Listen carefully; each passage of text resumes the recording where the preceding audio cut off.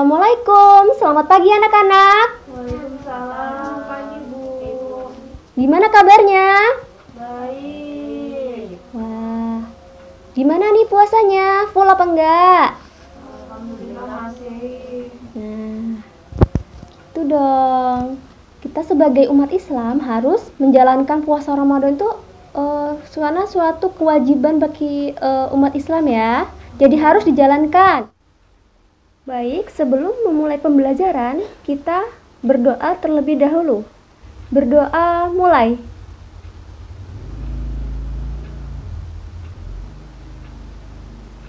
Berdoa selesai. Oke. Sekarang Ibu akan absen kehadiran di kelas ini ya. Pipit, Saya Bu. hadir ya.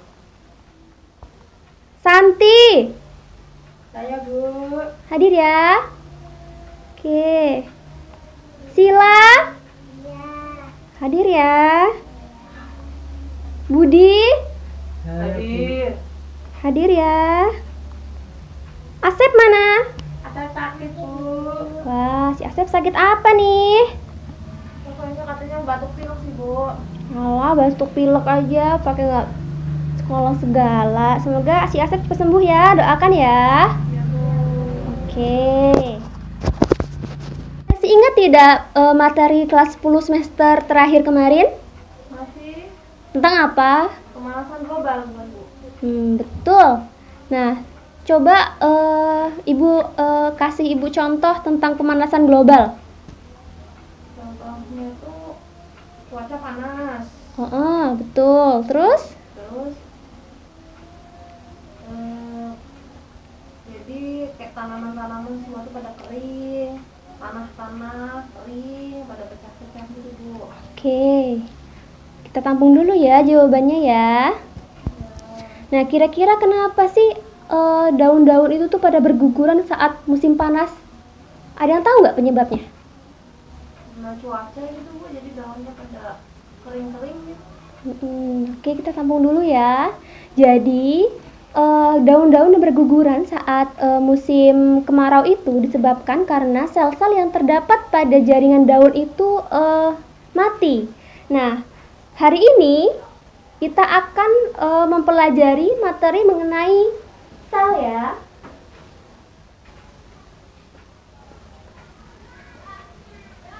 Oke.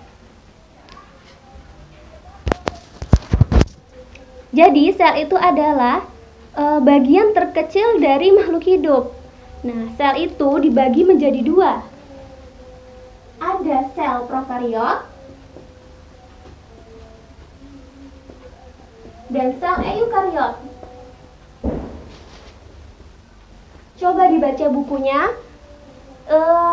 Sel prokariot itu terdapat dalam kingdom apa saja? Ayo. Monera, Ya, terus? Archaebacteria, dan Eubacteria.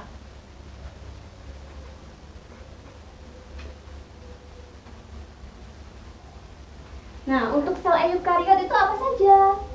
Kingdom Animalia, Plantae, Fungi, dan Protista.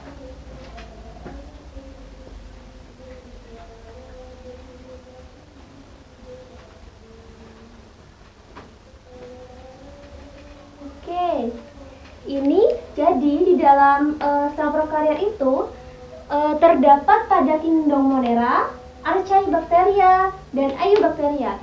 Sedangkan di dalam sel eukariot itu terdapat pada kingdom Animalia, Plantae, Fungi, dan Protista. Nah, sel prokariot itu tidak memiliki membran inti sel. Sedangkan sel eukariot itu memiliki membran inti sel. Jadi, hari ini kita akan membahas satu persatu tentang sel prokariot dan sel eukariot. Nah, sel eukariot ini pertama kita akan membahas mengenai kingdom Animalia dan kingdom Plantae. Struktur yang menyusun dari sel eukariot pada animalia dan Platypus. Dengan kita mempelajari sel, maka kita akan bersyukur kepada Allah Subhanahu wa taala karena sel yang begitu kecilnya sebagai unit terkecil pada makhluk hidup mempunyai struktur dan fungsi yang kompleks bagi makhluk hidup. Untuk itu, kita harus bersyukur karena Allah telah menciptakan bagian sel dan tubuh yang sangat kompleks bagi makhluk hidup. Jadi, tujuan pembelajaran kita pada hari ini yang pertama, kita akan membahas mengenai perbedaan sel prokariot dan sel eukariot. Yang kedua, kita mengetahui struktur dan fungsi penyusun sel melalui kegiatan diskusi. Kemudian, yang ketiga itu, mampu membedakan sel tumbuhan dan sel hewan. Baik, sekarang Ibu akan membagi menjadi 4 kelompok. Yang masing-masing kelompoknya kurang lebih terdiri dari 7 orang. Sekarang duduk berdasarkan kelompoknya masing-masing. Ayo cepetan. Sudah, Bu. Baik, sekarang Ibu akan membagikan lembar diskusinya ya.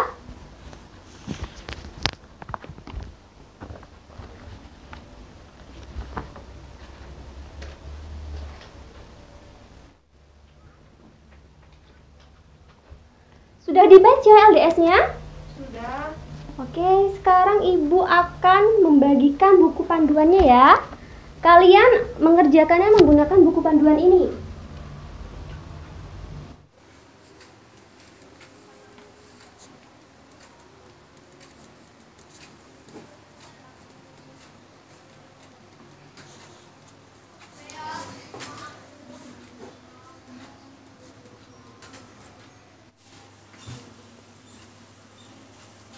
Gimana anak-anak?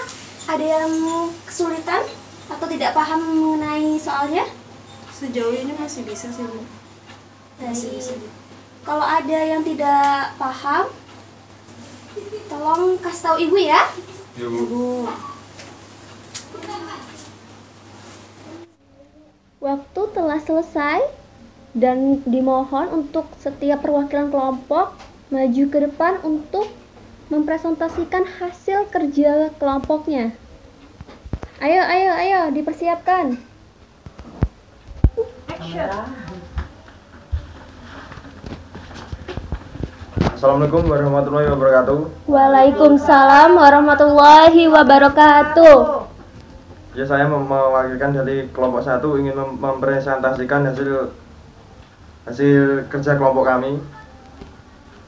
Ya, yang pertama, struktur yang terdapat pada gambar 1 adalah dinding sel, membran, plasma, sitoplasma, mesosrom, ribosom, DNA, dan RNA.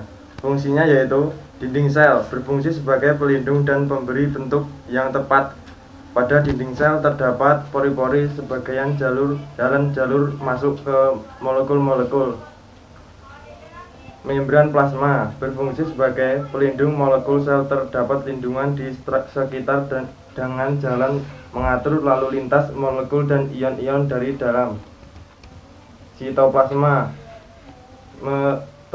tersusun atas air, protein, lipid, mineral, dan enzim digunakan untuk mencerna makanan secara ekstraselular dan untuk melakukan proses metabolisme sel. Baik, sudah kelar ya. Kelompok 1 beri aplaus untuk temennya.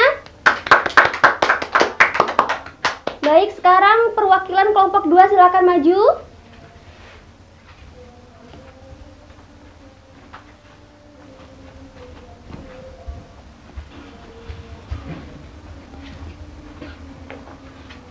Assalamualaikum warahmatullahi wabarakatuh. Waalaikumsalam warahmatullahi wabarakatuh.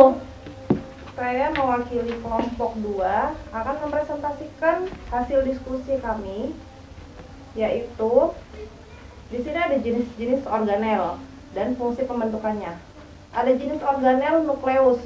Fungsi pembentukannya untuk mensintesis DNA dan RNA serta penyusunan subunit ribosom. Ada ribosom, fungsinya mensintesis polipeptida dan sintesis protein. Kemudian ada lisosom, Fungsinya untuk pencernaan makanan, bakteri, dan organel yang rusak. Kerusakan beberapa sel selama perkembangan embrio. Ada kloroplas, perubahan energi cahaya menjadi energi kimia, gula. Kemudian ada sitoskeleton, pemeliharaan bentuk sel, perlekatan organel, pergerakan organel dalam sel.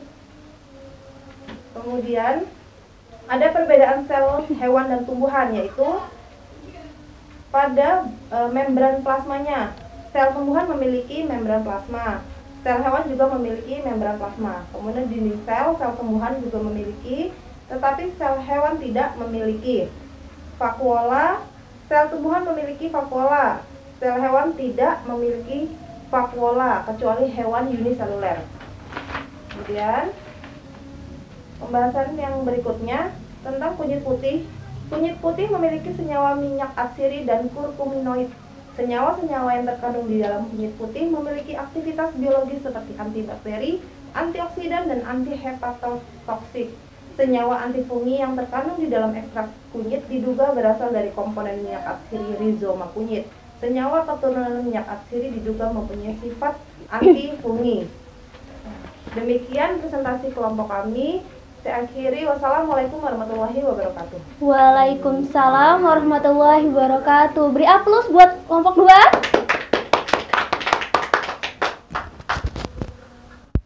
Baik, kita bahas bersama-sama materi kali ini ya. Pertanyaan pertama itu, gambar 1 merupakan gambar sel prokariot pada bakteri. Sedangkan gambar nomor 2 merupakan gambar sel eukariot pada sel hewan. Benar tidak tadi jawabannya anak-anak? Iya, Bu. Baik. Selanjutnya, gambar 1 itu merupakan sel prokariot yang terdapat pada kingdom Monera, Archaebacteria, dan Eubacteria. Dan gambar 2 terdapat pada kingdom Animalia, Plantae, Fungi, dan Protista. Untuk soal nomor 2 kita bahas. Nah, jenis organelnya itu lisosom itu berfungsi untuk pencernaan makanan, bakteri, dan organel yang rusak. Kerusakan beberapa sel selama perkembangan embrio. Nah, jenis organel peroksisom berfungsi untuk bermacam-macam proses metabolik dengan memecah H2O2 menghasilkan H2O plus O2. Kemudian jenis organel vakuola berfungsi untuk pencernaan, penimbunan senyawa kimia, pembesaran sel, dan keseimbangan cairan. Selanjutnya, soal yang ketiga.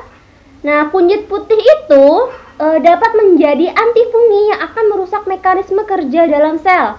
Antifungi dapat merusak susunan sel, yaitu yang pertama dapat merusak dinding sel. Yang kedua itu perubahan permeabilitas membran sel. Dan yang ketiga itu penghambatan sintesis asam nukleat dan protein. Baik, materi hari ini sudah selesai ya. Mari kumpulkan LDS-nya kepada Ibu. Ayo, ayo. Ayo kelompok 2. Oke, lengkap ya.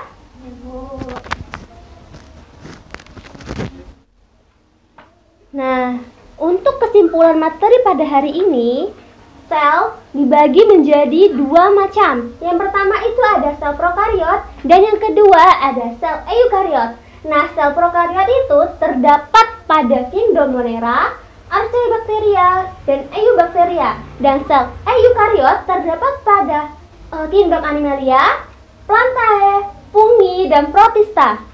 Sel merupakan unit struktural dan fungsional terkecil dalam tubuh makhluk hidup.